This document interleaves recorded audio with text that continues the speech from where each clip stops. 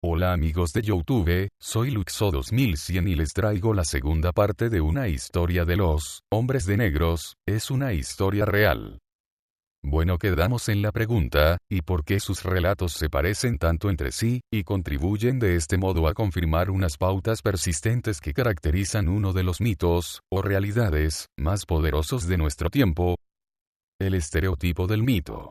Los HDN son los llamados agentes del silencio. El informe típico sobre HDN es más o menos como sigue: poco después de haber observado un ovni, el sujeto, que puede ser un testigo o un investigador, recibe una visita. Con frecuencia, esto ocurre tan pronto que todavía no se ha producido un informe oficial ni una publicación. Para abreviar, los visitantes no pueden haber obtenido de forma normal la información, que sin duda poseen nombres, direcciones, detalles acerca del incidente y de la gente implicada. La víctima está, casi siempre, sola en el momento de la visita, generalmente en su propia casa. Sus visitantes, que suelen ser 3, llegan en un gran coche negro. En Estados Unidos suele ser un prestigioso Cadillac, pero pocas veces de un modelo reciente. Al mismo tiempo, aunque se trata de un automóvil antiguo, lo más frecuente es que esté en perfectas condiciones, que esté escrupulosamente limpio por dentro y reluciente por fuera, y que presente incluso el inconfundible olor a coche nuevo. Si el sujeto anota el número de matrícula y lo investiga, descubre siempre que se trata de un número inexistente. Los visitantes son casi siempre hombres. Muy raramente aparece una mujer, pero nunca más de una. Su aspecto se ajusta a la imagen estereotipada de un agente de la CIA o de los servicios secretos. Llevan trajes oscuros, sombreros oscuros, corbatas oscuras, zapatos y calcetines oscuros, pero camisas blancas. Los testigos comentan a menudo su aspecto impecable. Toda la ropa que llevan parece recién comprada. Las caras de los visitantes son descritas como vagamente extranjeras, casi siempre orientales. Muchas descripciones hablan de ojos almendrados. Cuando su piel no es oscura, tienden a estar muy tostados. A veces aparecen toques extraños. En el caso del Dr. Hopkins, que relataremos más adelante, el hombre de negro parecía llevar los labios pintados de rojo. Los HDN tienen en general rostros serios y carentes de expresión. Sus movimientos son rígidos y torpes. Su actitud es formal, fría, siniestra, casi amenazadora. Nunca son simpáticos, aunque tampoco demuestran hostilidad. Los testigos han sugerido muchas veces que no parecían humanos. Algunos HDN exhiben documentos de identidad y, por cierto, han aparecido llevando uniformes de las Fuerzas Aéreas de los Estados Unidos u otros uniformes. Pueden mostrar tarjetas de identidad, pero como la mayor parte de la gente no reconoce las tarjetas de la CIA u otros servicios secretos, eso no demuestra nada. Si dan sus nombres y el testigo trata de confirmarlos, descubre invariablemente que son falsos. La entrevista incluye a veces un interrogatorio y, otras, una simple advertencia. De todos modos, los visitantes, aunque hacen preguntas, están muy bien informados y tienen acceso a informaciones secretas. Hablan con frases y entonación perfectas, a veces, demasiado perfectas, y su lenguaje suele tener reminiscencias del de los malos convencionales de las películas policíacas. Caramba, señor fulano. Me temo que no me está diciendo la verdad. Señor Mengano. Yo que usted no enviaría ese informe, amenazas corteses que tanto gustaban a los guionistas de Hollywood.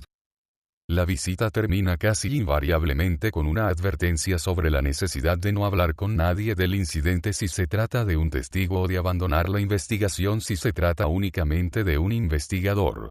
A menudo se le amenaza con actos violentos. Y los HDN desaparecen tan súbitamente como habían llegado. La mayor parte de los ufólogos de los ovnis narrarían una historia como la precedente si se les pidiera que describieran una típica visita de HDN. Sin embargo, un examen comparativo indica que visitas tan perfectas ocurren pocas veces. Un estudio de 32 de los casos más detallados y fiables revela que muchos rasgos difieren de la historia arquetípica. En 4 casos no se produjeron visitas, sino llamadas telefónicas, y, de los restantes, en 5 ocasiones había 3 hombres, en 2 había 4, en 5 había 2 y en los demás un solo visitante. Aunque el aspecto y la conducta de los visitantes se adapta en general al prototipo, varían de lo totalmente natural a lo totalmente estrafalario. El coche, pese a que en Estados Unidos es el medio de transporte más común, solo es mencionado en un tercio de los informes. En cuanto a los detalles pintorescos, el Cadillac, el modelo anticuado, en perfecto estado, son más bien la excepción. De 22 informes norteamericanos, solo 9 mencionan el coche. De estos solo 3 eran Cadillac, solo 2 negros y solo 2 modelos antiguos. Por otra parte, estos detalles arquetípicos tienden a ser más notorios en casos menos fiables, particularmente aquellos protagonizados por investigadores y no por quienes han visto un ovni. Este hecho será relevante cuando consideremos las posibles explicaciones del fenómeno HDN. Sin embargo, aunque el caso ideal de HDN no es universal en la práctica, tiene valor como una especie de retrato robot, en el que figuran todos los rasgos que han sido observados. Quizás el caso que más se acerca al arquetipo sea el de Robert Richardson, de Toledo, Ohio, quien en julio de 1967 informó a la Aerial Phenomena Research Organization, Organización de Investigación de Fenómenos Aéreos, APRO, que había chocado con un ovni mientras conducía por la noche. Al salir de una curva, se había enfrentado con un extraño objeto que bloqueaba el camino. No había podido frenar a tiempo y lo había golpeado, aunque no con mucha fuerza.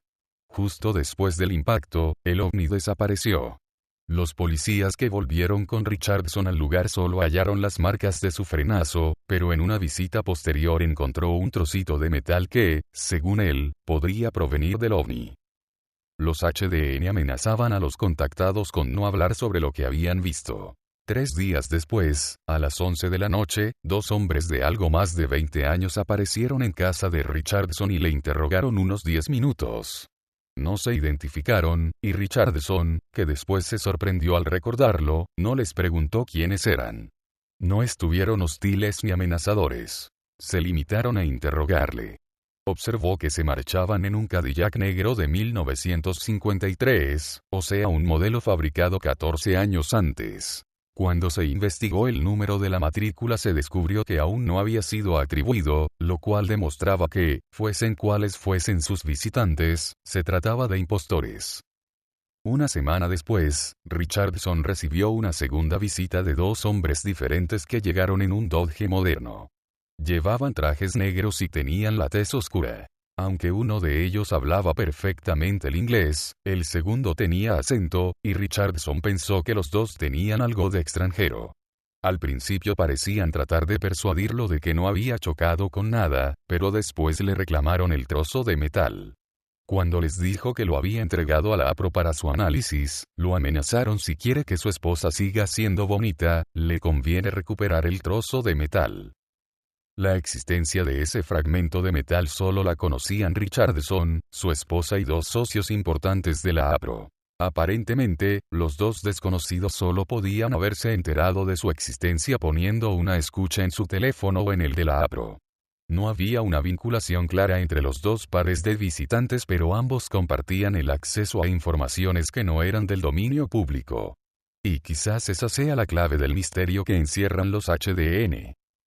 Bueno, hasta aquí el video. Suscríbanse.